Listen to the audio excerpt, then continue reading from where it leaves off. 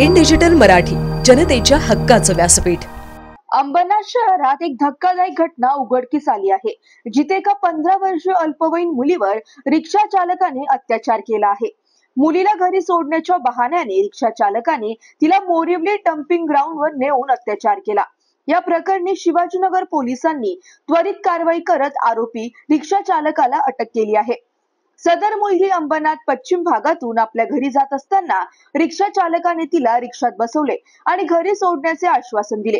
मात्र रिक्षा चालकाने घरी न नेता तिला मोरिवली येथील डम्पिंग ग्राउंडवर नेले आणि तिच्यावर अत्याचार केला।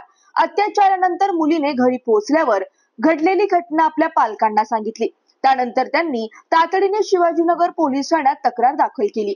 तक्रारीनुसार शिवाजीनगर पोलिसांनी तत्काळ घटनास्थळी धाव घेतली आणि साक्षीदारांच्या मदतीने आरोपीचा शोध घेऊन त्याला अटक केली।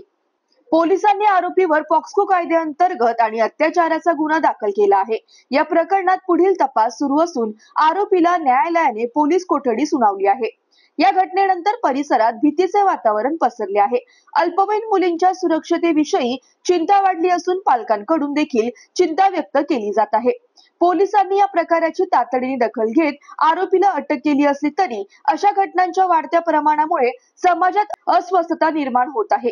शिवाजीनगर पोलीस ठाण्याचे वरिष्ठ पोलीस निरीक्षक अशोक भगत यांनी या प्रकरणाचा सखोल तपास सुरू असल्याचे सांगितले आहे।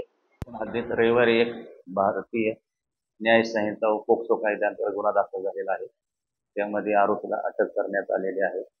आरोपी सध्या पोलीस कस्टडी रिमांडमध्ये आहे। गुन्ह्याचा तपास सविस्तरपणे चालू आहे। त्याचप्रमाणे शिवाजीनगर या अगोदर सुद्धा एक पोक्सो ऍक्ट प्रमाणे आणि भारतीय न्याय संहितेप्रमाणे गुन्हा दाखल झाला आहे। त्याच्यामध्ये देखील आरोपीला अटक झालेली आहे। आरोपी न्यायालयीन कोठडीत आहे। दोन्ही गुन्ह्यांचा तपास SOP प्रमाणे शिवाजीनगर पोलीस स्टेशनकडून चालू आहे।